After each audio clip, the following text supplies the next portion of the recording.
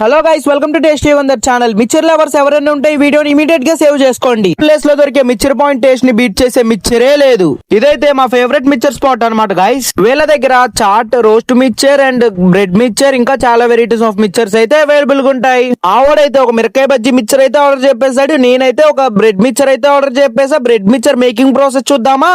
ఇక ఒక బ్రెడ్ బజ్జీని తీసుకొని దాన్ని పీసెస్ గా కట్ చేసుకొని చేసిన బ్రెడ్ పీసెస్ మీద ఉప్పు, కారం అండ్ వీళ్ళు మసాలాస్ వేసి ఆనియన్స్ అయితే వేసారు.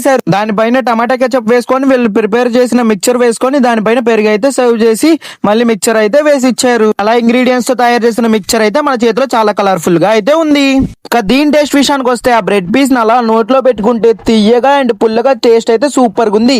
ఈ షాప్ నేమ్ వచ్చేసరికి శ్రీ సాయి సుస్మిత మిక్చర్స్.